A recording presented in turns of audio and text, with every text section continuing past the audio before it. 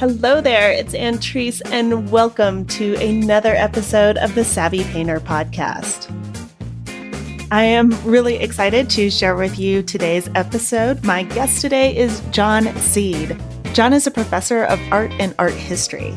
His specialties include contemporary representational art, Bay Area figurative art, and 19th and 20th century South Asian and Hawaiian art. In this episode, John describes his formative experience in a monotype class with Nathan Oliveira at Stanford University. John and I talk about his experiences working in galleries and handling art at the Gagosian Gallery. He describes what it was like hanging paintings by renowned artists like Jean-Michel Basquiat and Fischl. Since 2010, John has been writing about art on the Huffington Post. His articles have also appeared in hyperallergic.com, and he has curated issues of Poets and Artists. John and I discuss the evolution of John the painter to John the writer and art teacher, plus how artists might learn to share their own stories. So without further ado, here is John Seed. John, welcome to the Savvy Painter podcast, and thank you so much for taking the time to talk with me. I'm really excited to have you on. Oh, thank you, Antrice. Can you talk a little bit about your early exposure to Bay Area figurative painting when you were in college? Absolutely. I got to college not especially knowing what I wanted to do with my life. And I certainly had lots of adults rooting for me, maybe telling me what I should be doing. But I'd been a creative kid who worked on model airplanes, did puppetry, made cartoons. But it just never occurred to me that I was going to go into the art field. That didn't seem to be something that anyone I knew actually did. And what happened to me is my second semester, I took a printmaking class. I took a monotype class with Nathan Oliveira. And Stanford University was probably the only school in the United States that had a dedicated monotype class. It was something that Nathan specialized in and had been doing for a few years. And listening to one of his slide lectures, watching him show a series of monotypes, I had that moment, which if you've been really fortunate in life, you've had this kind of moment where you just saw a door open. I listened to Nathan and I thought, I'm interested in his art. I'm interested in the way he talks. I'm interested in his thinking. I just was absolutely mesmerized by what he was doing, what he was saying. And I went home and told my parents, I've got the best news. Greatest thing has happened. I've got a major. I'm going to be an art major. And of course, the room went silent for about 2 more years. Really? Absolutely. Oh, wow. So your parents were not enthused about this choice of yours? Well, being a parent myself now and putting it in perspective, when your child is making a future decision that's going to affect where they can live and what can they afford and will they be able to take care of themselves, it's a pretty serious thing. And I think my parents were genuinely concerned, why would I do this thing that was so impractical, that just seemed so uncertain? But I really had, without anticipating it, without knowing what was going to happen, I had found what I really had to do.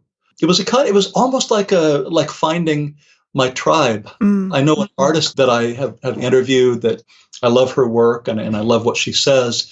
There's a wonderful painter named Kyle Staver, who when I interviewed her told me a story about being in high school and having a high school teacher come to her one day and say, I know what's wrong with you.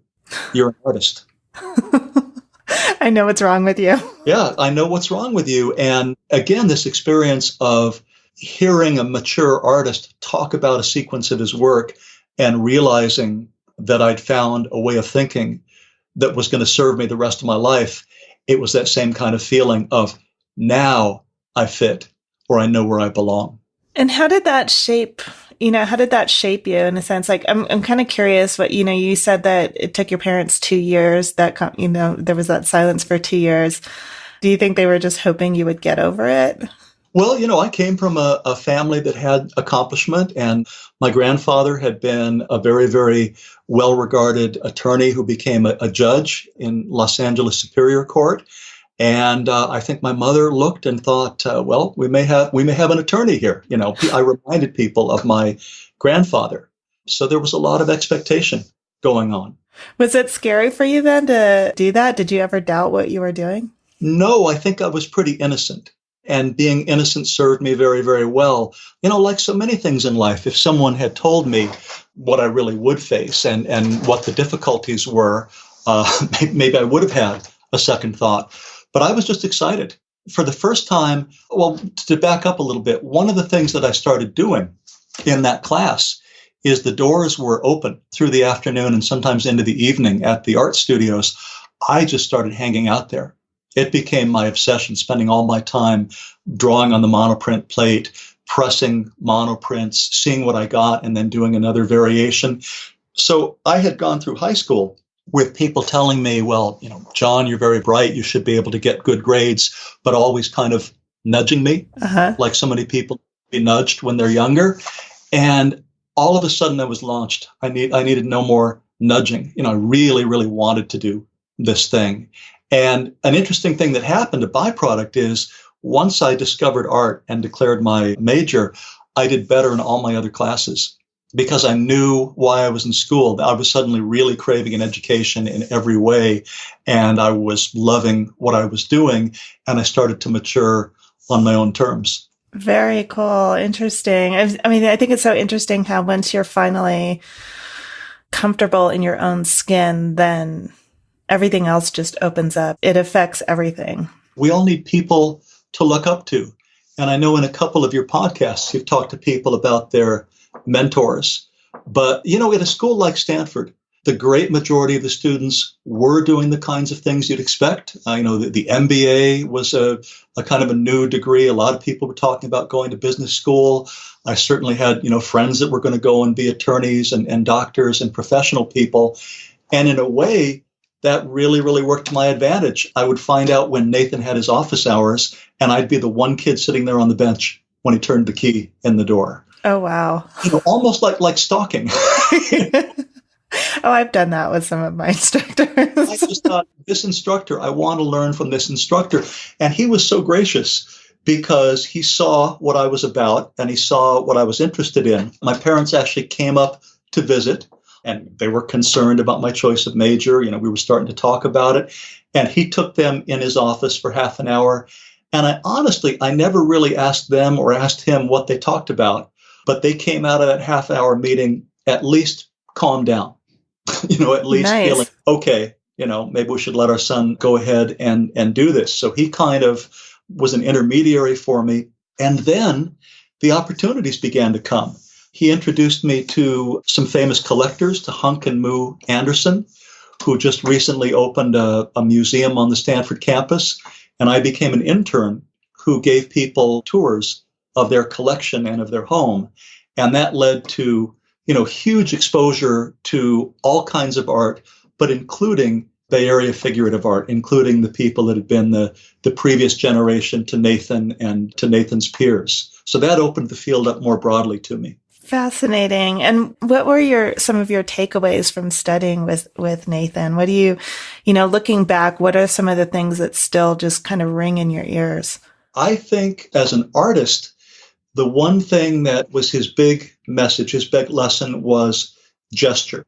In drawing and in painting, he saw it as your body and your mind being connected. And he had something he said to people, which at first I almost would giggle at it. I didn't know how to take it, but he would say that there was an energy that came through his mind, through his arm, through his hand, through the brush, and into the work of art. And it was a little bit supernatural, to say that. But then you would see him work and you would see how graceful his figures were and how energetic and alive they were. And I began to respect that idea that through your physical body, there was a romantic spark. There was an energy that came from that. And then I think the other thing, which was even more important, was that I had an example of a fully engaged artist as a human being.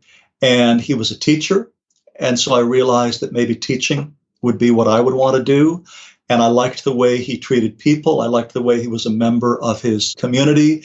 And I really just had an image of this is a way of living and a way of thinking that has so much to show me. It sounds like it was an amazing experience to be able to study with him. And I love that you were just sitting there outside of his office waiting for him. I just have this image in my head of this kid, just young John, ready for instruction. It's a great image. And even now, I mean, to be a little bit sappy about it, I'm sitting in my office. I'm a college professor, and I have a picture of Nathan up, high on the wall, along with all my other pictures. And there is this feeling of paying it forward, of, admiring what someone did and then finding a way to carry that forward, some of that gracefulness and some of his ideas. And talking about ideas, you brought up Bay Area figuration. One of the things that came from being an art student in the Bay Area, as opposed to, say, studying in New York, is this idea that the human figure was a viable vehicle for modern art. Right. And also in the Bay Area, someone who's still around, was a, kind of an influence through Nathan, a friend of Nathan's, was the art historian Peter Sells, who says that art has many faces. And I love that. I love that breadth. Going to school in the Bay Area, I certainly saw compelling abstract art. Mm-hmm. I saw compelling representational art. And I saw all of those traditions being very, very vital and very, very respected. And that was key for me. Can you put this into context for people? What year was that? And who were some of the figurative artists who were working at that time? Well, I was at Stanford from 1975 to 1977. And in our department, to give you an idea, there was a veteran abstract artist named Frank Lobdell. Mm-hmm. He did very, very kind of strong, craggy, almost expressionistic abstract paintings. But one figure that was very, influential for the whole Stanford campus was Richard Diebenkorn. He had been there as a visiting artist in the 1960s, and he came to make monotypes in 1975. And one of the things that Nathan did for his students, which it takes my breath away when I think back, he would introduce us.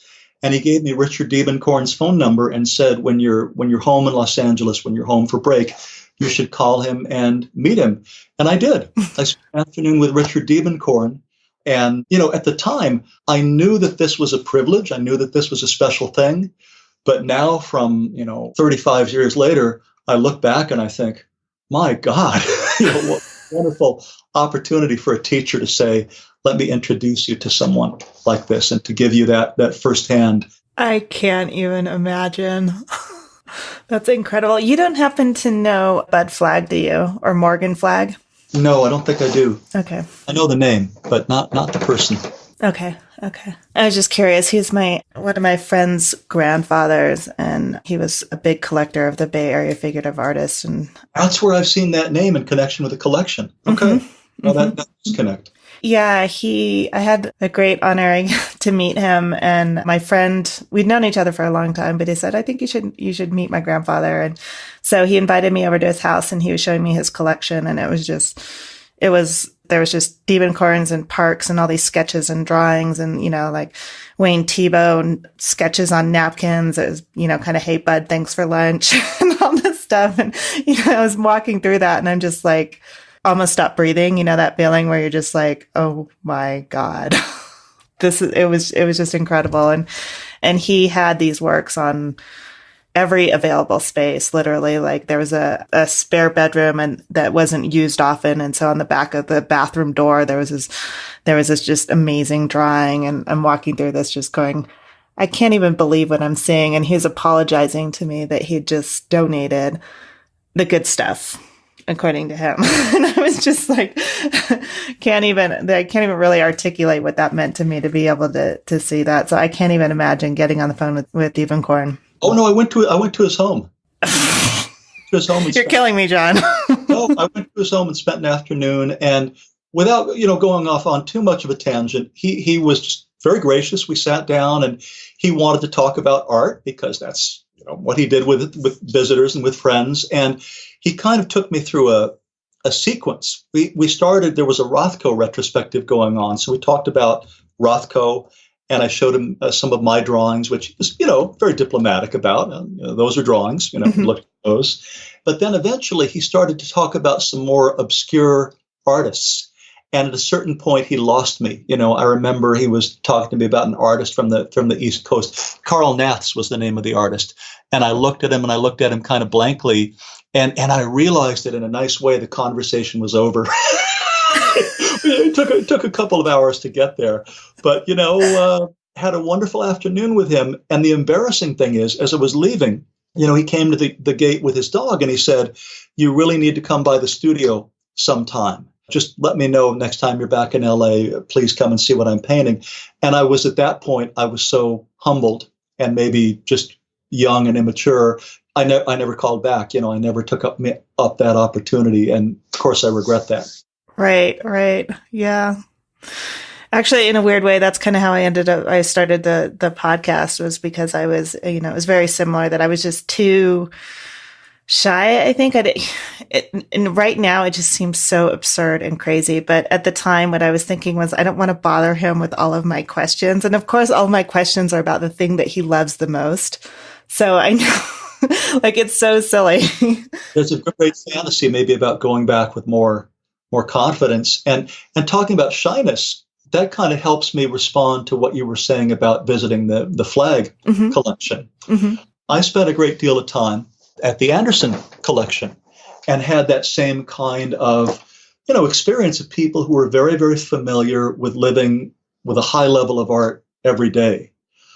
And they had two collections. They had a corporate collection at Saga Foods headquarters, where most of the tours took place. But they also had people over to their home. And going with that idea of shyness, one day I was at the Andersons' home, and they had just bought a late Philip Guston painting called The Coat, which of course is still part of their collection, and now it's part of their museum. And I loved this painting. I mean, it still smelled wet. You could still smell the linseed oil. And I was just hovering around this painting. And Dr. Albert Elson was a very, very intimidating art history instructor. He was a Rodin expert, world-known art historian, came by and saw me looking at this painting and said, "What do you like about it?" And I was absolutely tongue-tied. I was terrified. I had nothing to say. I don't even remember what I babbled. But looking back on that, I think that one of the reasons I later became an art writer, and this is, we're talking, 10 or 20 years later, is the embarrassment over not being able to say to Dr. Elson, "Here's why I like that, and here's what I see in it." It was a long, slow road to trying to find a way to articulate that and get past the shyness and speak my own mind. I'm really interested in this. This is fascinating to me, because I feel like I had that similar path to starting this podcast. Can you tell me, during those 10 years before you started really writing about art, what was going on? Were you trying to figure it out on your own and not publishing it? Or what was happening? What was sort of the pivotal point when you decided that you were going to start writing about art? Well, there's a lot of fill-in. After Stanford, I worked for a year or two, and then I attended graduate school at Berkeley, at UC Berkeley. Mm-hmm.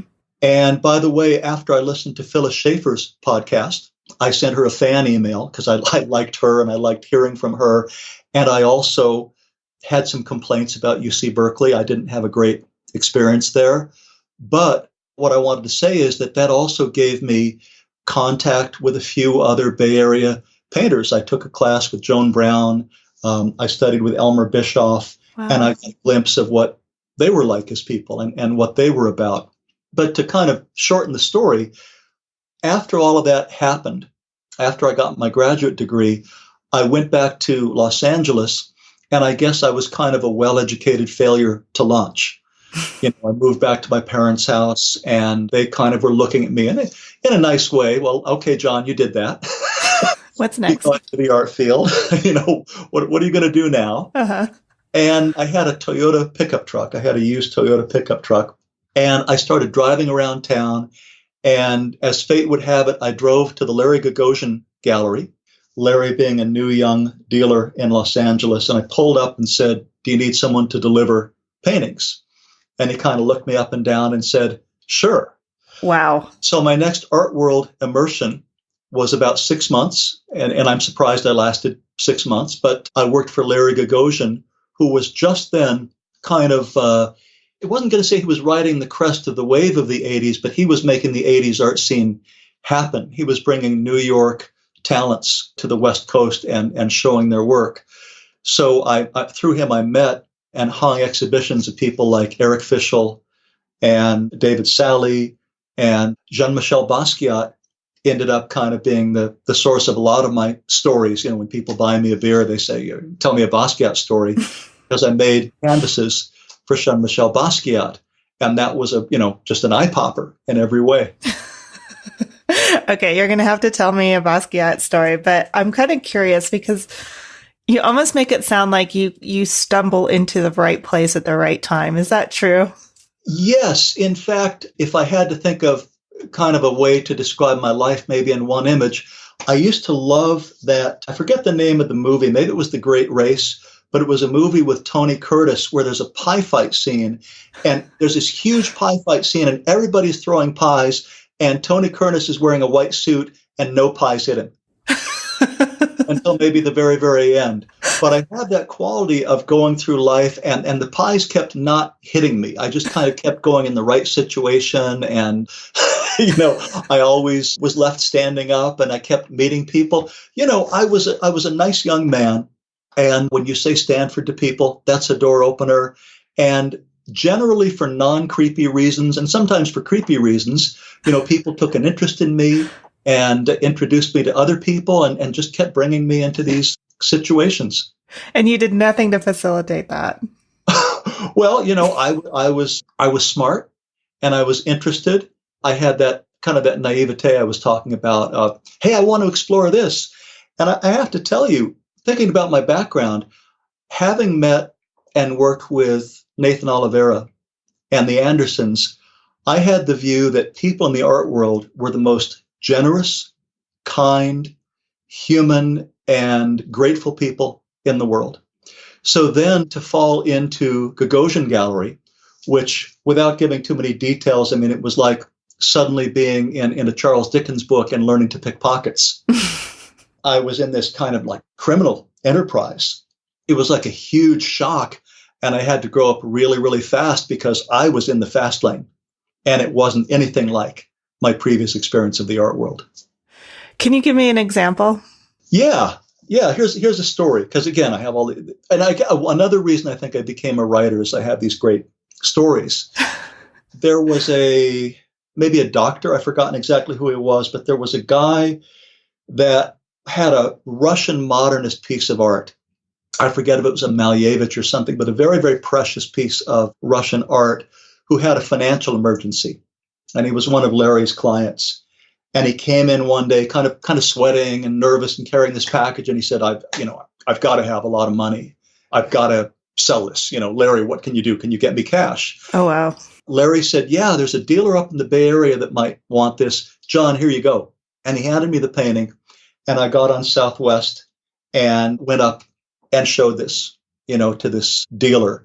And by the way, the dealer didn't take it. Uh-huh. And so I came back to Los Angeles, and through the rest of the evening, Larry had gone home, but we were getting phone calls at the gallery from this collector who I think was getting drunker and drunker, just calling, did you sell it? Do you have cash? It's been 20 minutes. Come on. And I had, brought it back on Southwest. And I had a similar thing where Larry had me show a painting to a famous collector from Switzerland at the Beverly Hills Hotel. And I remember, running through the lobby of the Beverly Hills Hotel and almost bumping into Elizabeth Taylor, and then going to this bungalow and showing this collector this, work, which he also didn't buy. But I was just doing these kind of crazy errands and watching this fast-moving world of prices I couldn't imagine and extraordinary people and great art, and all of it in kind of a blur, all of it moving as fast as it possibly could. Yeah, I imagine, like, on the one hand, I'm just kind of imagining you as this sort of young kid with these extremely expensive paintings and running all over California with them. But I'm also curious about how that experience changed your view of the art world, or did it? It showed me who I didn't want to be. Because what I tell people about Basquiat, people say, tell me your stories and what was it like to know him? And I tell people two things. I say that it was exciting to really encounter a genius and to be around that spark. but it was also extremely sad. Uh-huh. Because you could feel kind of the pressure around him, and you could see the drug abuse, and you could see just kind of the craziness of it all. Right. So I think that whole experience of being in the fast lane was good for me. I mean, it clarified for me who I wasn't. One other thing, and I haven't thought about this in years, but one other memory that comes to me, there was a woman dealer from New York who stole a Basquiat while I was in the gallery. And Larry was not there, but, he told me, would you take her over to the other gallery and show her these things in the back room? And there was a gallery with a display room and also a back room. And this woman went into the back room while I was out in the front. And then later, Larry came back and a Basquiat drawing had just been taken out of a frame. Whoa. And Larry looked at me, and I think for about 5 seconds, he thought John stole it. And then his face changed. And you could see, I don't know if he said to me, but he just, John wouldn't steal. He knew it wasn't me, Right. which was great. But that was kind of how I felt in that situation. It clarified that I wasn't meant for that. I wasn't in the fast lane. But wow, did I meet some interesting people and have some great glimpses of art and private collections, and just gather a lot of information for my future and for writing. How did you, there's so much to talk about, John. I'm trying to contain myself right now. But just getting back to I think we could probably do like a whole show on Basquiat stories and stories of working at that gallery. I'm imagining. Yeah.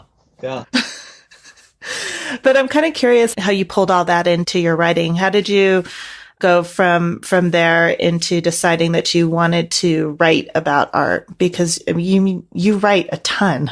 I became a community college art instructor.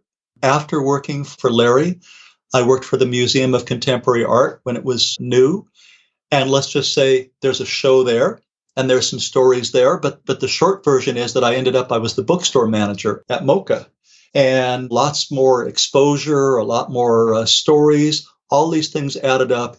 But what I really, really wanted to do was I wanted to teach. That model of Nathan Oliveira had stayed with me. So 31 years ago, I did, and this is why I related to Phyllis Schaefer so well. I drove to my interview at Mount San Jacinto College, about 90 minutes from Los Angeles, and got a full-time teaching job. And I'm just now finishing my 31st year of teaching. And community college became my way of paying the bills in a regular way, of finding my role as a teacher, finding my place in a community, and slowing down a little bit, letting myself grow in a new way and in new directions. And the main thing that happened here, because it's a small college, at the final interview, they said to me, well, your degree is you're a painter, you're a studio artist, but can you also teach art history? And I said, of course. Which I really couldn't, but I said, of course, because it's the final interview. And I taught art history with a textbook on my bedside table, and I was pretty weak for the first year or two. But after 2 or 3 years, it started to take, and at about the 5-year point, teaching art history became my favorite thing and maybe the thing that I did best. And having to talk about art and having to explain art to a wide community college audience, I think that was where John the Explainer was born. The person that could take a work of art and break it down and talk about it and put it in context. And that was the development. 10 years of doing that brought me right to the edge of, being able to write. That's where the skills really came from. Interesting. I'm curious, at those early stages when you had the books beside your bed, it sounds like you were completely winging it. Is that true? Well, yes and no, because I had this really rich exposure. I had this precious, was firsthand exposure to art and artists.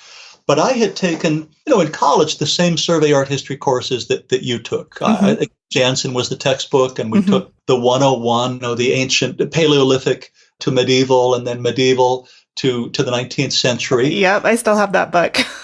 Right. Everybody takes the 2-part survey.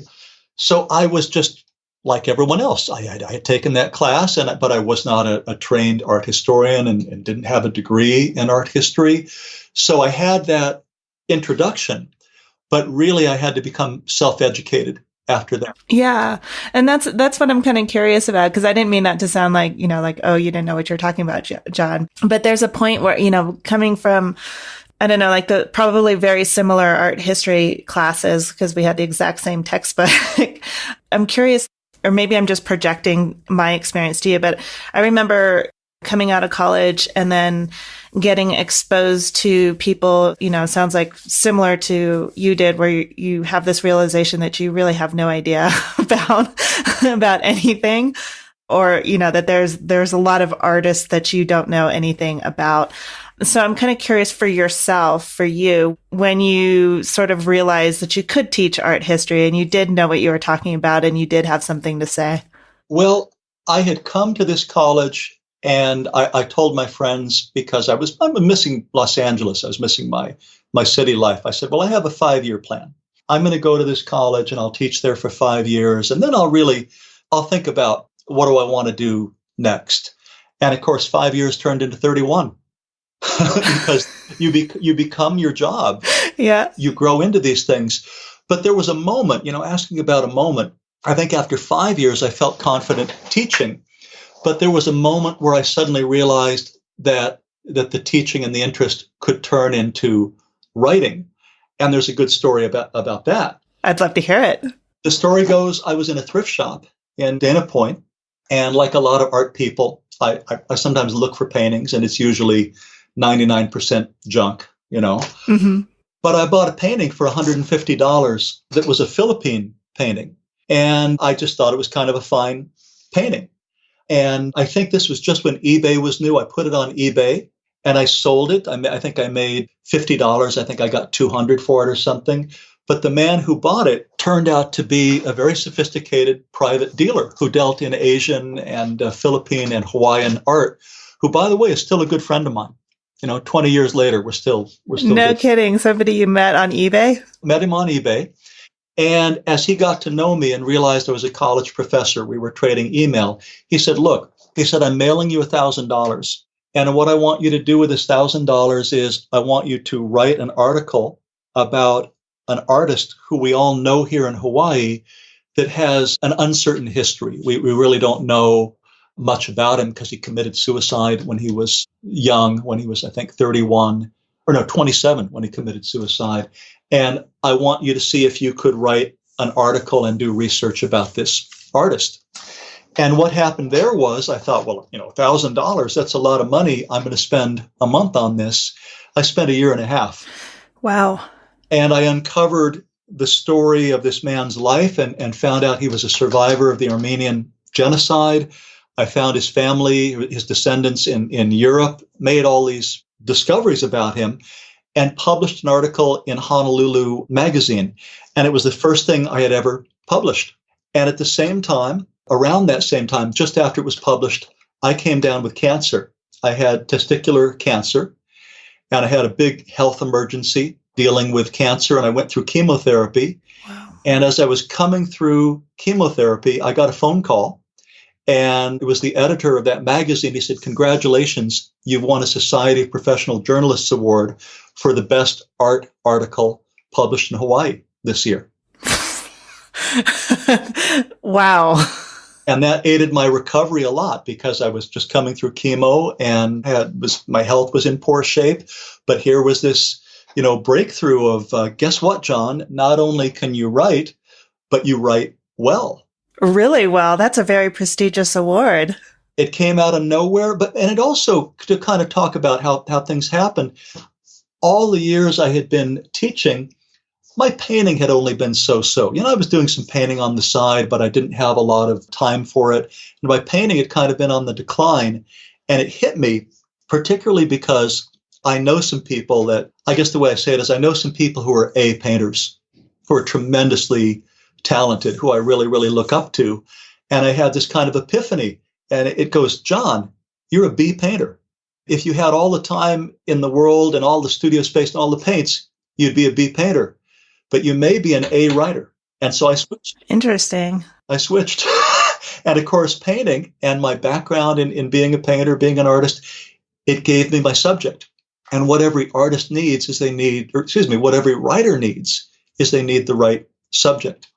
And I now had experience. I had explained things to people as a teacher. I had memories and stories about art and about artists. And I had found that I had a talent for writing. And the next chapter started there. That is an incredible story. Do you ever regret giving up the brush and exchanging it for a pen? No, I paint. I do a little bit of plein air painting, and I give paintings for wedding presents. My wife loves Greece, and so I spent 2 years painting her a picture of Santorini, and she thought I would never finish it. It was like in the studio forever, but we have that in our living room. And I think when I retire, I think I'll go back and I'll do more painting, but partly because one of the things I had to ask myself, having gone through cancer, I wondered about, hey, John, you were around a lot of solvent, first as a printmaker and then as a painter, and I didn't always wear gloves, and what had I been breathing? I've always wondered if maybe careless use of paints and materials might have been a factor in cancer. And that gave me another reason to kind of be studio shy and spend my time at the word processor. And I don't really like acrylics. Everybody says, well, do watercolor and do acrylic. Right. I love oil. Yeah. So I'm going to maybe paint outdoors and watch my ventilation and wear gloves and be a painter again after retirement. So are you well now? Are you in full remission? Yes, 15 years of remission, and just maybe not to be dramatic about it, but I have to say it. I also went through a divorce at that time. And when I came through it, when I had remission, I was overjoyed to get my health back. Yeah. But I never expected to father children because of the type of cancer I'd had and the chemo I took. And I remarried 6 months after my recovery and have 2 little girls. I have an adopted daughter named Chloe, who came from my first marriage. And then my wife, Linda, and I have 2 daughters together. And the doctors had told me, don't expect to have children after your chemo. And wow. Boom, the kids just came. So I tell people it's like one of those Wile E. Coyote films where he goes off the cliff, but then there's a trampoline at the bottom. And I've had, a greater appreciation of life than ever before, having gone through that. Yeah. It matures you in a powerful way. Yeah, I'm sure. What would you want to accomplish with your writing? Like if you could, I feel like I'm asking you this crazy pie in the sky question, but sort of given that, I'm really curious about what you would like to leave with your writing. If that's not too morbid of a question, that sounded really morbid. No, I'll answer that. And I'm going to just slightly back up and tell you how my writing really took off. I mean, I had found I could write. I'd gotten an award. But 7 years ago, the Huffington Post opened its art section. And through the critic, Peter Frank, I got a blog to blog for the Huffington Post. So I got in just at this time when journalism was really changing. Mm-hmm. And what was so extraordinary about that opportunity is that although I did have a supervising editor, someone who was reading my blogs, I chose my own topics. I chose the length that I wanted to write. I chose the tone of what I wanted to write and the content. I had this tremendous freedom. So I had to ask myself, what do I really want to write? Mm-hmm. And, the answer was I wanted to tell stories about artists to help the public better understand their work. And the low-hanging fruit, I think that the things that really needed to be written were mainly blogs about and also interviews of representational painters. Mm-hmm. Because I knew some very good ones, and I just kept finding that they'd only gotten maybe small reviews or hadn't been written about. There was limited newspaper coverage of them and what they did because their work wasn't in vogue. And that really was the first thing I started out to do, was just to make sure that the artists I knew and respected got something out there in the blogosphere that could be found in Google search where people learned about them and learned about their art. What are some of the more memorable conversations you've had with artists about their work or more memorable experiences from writing that blog? Well, I'll tell you a wonderful early experience. One artist that I knew and I was dying to write about is a painter by the name of John Swihart, who is in Santa Monica. And I think a lot of people know his name because he gives these wonderful backyard potlucks with an artist speaker and brings people together. But I hadn't seen anything really strong written about him. I could find very little about him. So I interviewed him and wrote a kind of a profile that really started with how did he become an artist and what inspired him. And I found out that after the early death of his mother, kind of out of grief and out of needing to compose himself, he had discovered the artwork of a 19th century French painter by the name of Gérôme, was kind of an out-of-fashion painter. And he had met a great expert in the paintings of Gérôme and had traveled to France. Anyways, I was able to tell this whole story, kind of tell John's backstory and talk about what shaped him. And in a kind of an incredible set of coincidences, I published this, I think the day of or the day before he was going to be part of a panel at the Getty where they were giving a Gérôme show. Oh, wow. And through email or through social media or maybe a Google alert, somebody at the Getty found my blog, sent it to everybody on the Getty staff, and all these people were reading it. And John told me that as he got to the Getty that evening to give his lecture, people were congratulating him in the hallway and saying, "We love that article about you. Now we really know who you are. That was great." Somebody told him that they wished the article hadn't ended because they enjoyed it so much. Oh, that's fantastic. That says a lot about your writing. It really touched him. And it did, what I am most proud of, which is you tell someone's story. And it got his story out there in this really immediate and direct way. That's so beautiful. I love that. I would love to hear your thoughts for artists on how they can tell their story through writing. What would you suggest for people listening? Well, I'll say one thing. For a long time, and maybe this is before I wrote myself, I had been influenced by that idea of right brain and left brain. Mm-hmm. I think we all read Betty Edwards. Mm-hmm. And I almost had this idea of, you better be careful not to be too articulate because that's left brain. And if you're a painter, you should be pure and you should just paint and you should be off in this visual world. And now I've learned that that's, you don't actually become a worse painter if you start writing. And I would just encourage every artist, everyone has a website now.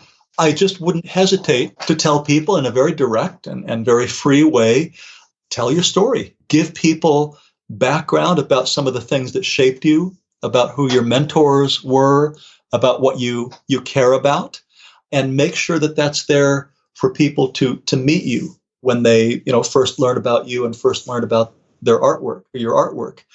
And I also would encourage everybody to maybe have a friend or a family member or another artist trade interviews. I really enjoy, look who I'm talking to. I'm talking to Antrice Wood. You must get so much from interviewing people. I've gotten a great deal from interviewing people, and it gets you out of yourself, Yes. and socializes you. And I would say to every artist, call up or email an artist you respect, maybe someone you already know, or maybe someone you don't know, and ask to interview them. And you're going to have a wonderful experience. And then perhaps they'll interview you, or maybe that'll, it'll make that connection happen too. That is fascinating. I love it. Yeah. To sort of answer your comment, I feel sometimes really selfish doing this podcast because I feel like I get way more out of it than what it's worth. But it is an amazing experience to be able to, especially right now in this time that we live, you can get into immediate contact with almost anyone. And to sort of add to what you said, when I first started this podcast, I was so scared to send people emails and say, will you please be on this podcast that I'm doing? And I was equally shocked when they said yes. And artists are, most artists are so giving and so gracious and love to talk to other artists who are genuinely interested in the work and who are also artists too. So I think, people will be really surprised at the response they get when they do that. There's a story that I like. When I was a student, I went into a very small gallery, not an imposing gallery, and they had a beautiful show of things by Sam Francis. And I went to the counter and I said to the lady, because I was, an art student with my eyes popping out of my head, I said, how show by Sam Francis? She looked at me, she said, we called him. That was how they up in the phone book. And there's a lesson in that. Now in the age of email, ask. It never hurts to ask. Yeah. I have a class now. I teach a class in criticism and theory at the Laguna College of Art and Design. And what the class really is, I love the name criticism and theory. We should really call it going to all the museums we can. Oh, I want to take that class. Oh, teaching it is a dream. But I asked Bo Bartlett, would you Skype our class? And he said, yes. And it's a tiny class. There's 5 of us. And we got Bo Bartlett on Skype. And he Skyped us around his studio. And then he just came to the camera and spoke to each of my students for maybe 5 minutes. They had individual questions and they introduced themselves and they talked back and forth. And, when we shut the Skype off, we were silent. We kind of looked at each other. And then one of my students, he got this gleam in his eye and he said, I have to paint. And he ran out of the room. But it just came from, you ask someone, can we have a little bit of your time? And you get a yes. And these amazing things happen. Yeah, it's so amazing. And I think I was kind of being a little bit facetious when I was, saying that it sounds like your life is like you kind of stumbled into the right place, but maybe it started as naivete or, just being young and you didn't know any better, but it doesn't seem like you've ever really been afraid to ask. That's true. No, that's true. I haven't been afraid to ask. And it's so powerful. It's so powerful. But also, what is writing? Getting back to the theme of writing. Writing is social. And a problem I've had in my life, say that I'd met you or we had talked 15 years ago at an opening. Mm-hmm. I had a lot of complaints about it's such a long drive to Los Angeles.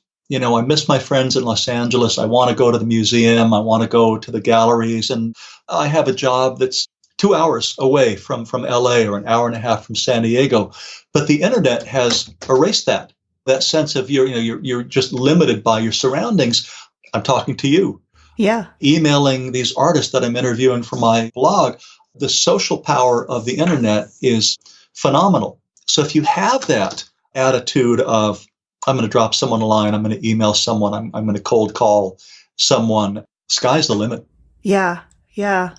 It is pretty incredible. And that whole, I might just be sensitive to it because of that experience with Morgan Flagg of just knowing that it would have been not only would it have been so easy, but he would have been delighted to answer all my questions.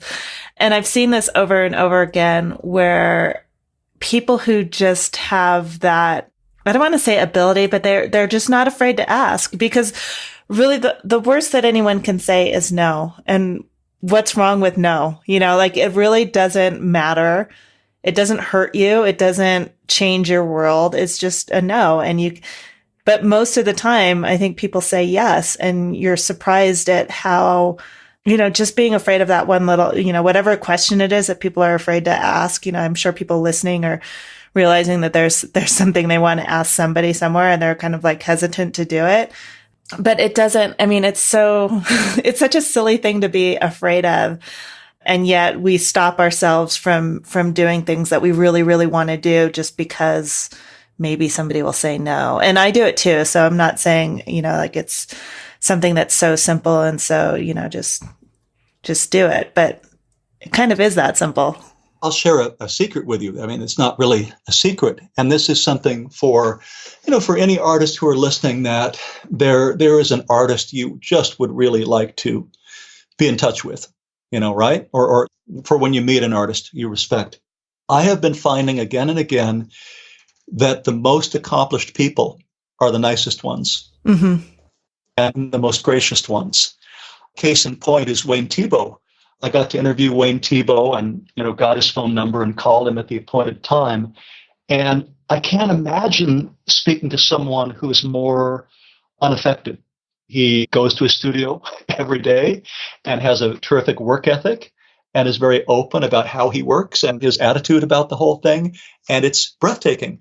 But on the other hand, on the other side of the coin, we all go to openings. Sometimes we talk to people that are they're bragging and they're grandiose and they are very, very full of themselves, and you begin to realize that that's coming from insecurity. Mm-hmm. And so the person that you might be feeling a little bit intimidated by might be the person that is really ready to take an interest in you and be very, very gracious you might get a really pleasant surprise. Excellent. Yeah, I love that. Good. I'm glad you like it. John, it's been such a pleasure to talk to you. Thank you so much for being on the podcast with me. I really appreciate it. I'm a fan. The idea of hearing myself on your podcast, I'm really, really into it. That's a huge honor because I really enjoy your work, and I'm very honored to have you on the show. That's sweet of you. I'm blushing, but I don't have the video turned on. So Thank you again to John Seed for taking the time to share your stories with us. What an incredible journey he's had. Everything from the Gagosian Gallery to his current writing and teaching career. After reading his blog on the Huffington Post for so long, it was so nice to get to know you in person, John. You can find show notes for this episode, as always, at savvypainter.com. There are links to all of the artists that we mentioned during our conversation. Plus, there are some great photos of John throughout his career, including installing a Giacometti painting. When you're on savvypainter.com, you just click on the podcast tab, and there you can see the latest episodes. Now, as I'm sure you're aware, a few weeks ago, I started my little pledge drive to help keep Savvy Painter going. For the past 3 years, just about every week, I've been working hard to bring you tips and techniques to help you out in your studio. In-depth interviews with artists who are gracious enough to share their stories, and by sharing their stories, they show the rest of us that we are not alone.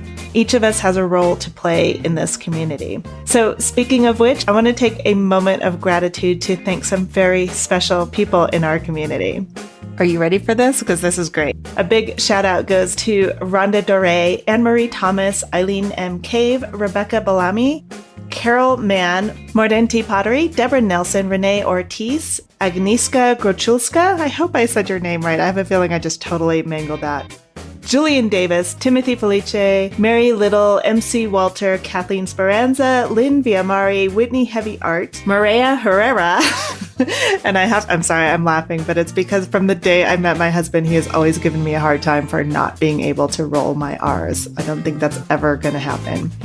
Melinda Kutzona, Andrew Ray, Carolyn Heck, P. Green Artwork, Ginny Gardner, Lynn Felton, Tom Breeden, Robin Olson, Lee Sadler, Cindy Yaklich, Jennifer Small, TVM Photo, Roxanne Zuniga, Arlo Raven, Barnett, Kate Hungerford, Leslie Wilson-Hewer, Susan Guevara, Tower Over, Florentina Muntino, MJ Blanchette, Robin Cloud, Andrea Cosmo, Chris Crotty, Carol Stewart, Right Design, Lauren Adams, Heidi Huck, Carol Lee Becks, Sarah Puckey, Srivani Nara, Deborah Mueller, John Seed, Jasmine Elliger, Laura Wooten, Deb Anderson, Susan Broderick, Elizabeth Quinn Bolduc, Jiyoung Kim Studio, Julie Ritter, Carolyn Lord, Gabrielle McDermott, Ijona Angeli, Adrian Cockcroft, Judith Chapman, Hannah Kaufman, David Thompson, Kenna Aoki, Jeanette Lideau, Ross Hogan, Fifth House Interiors, and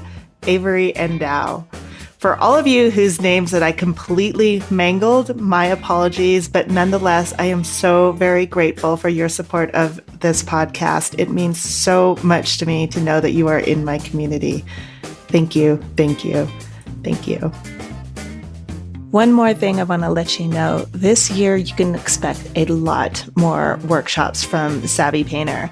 If you are an artist who struggles with getting painting time in or feels like you're always busy but never really moving forward with your art, then my workshops just might interest you.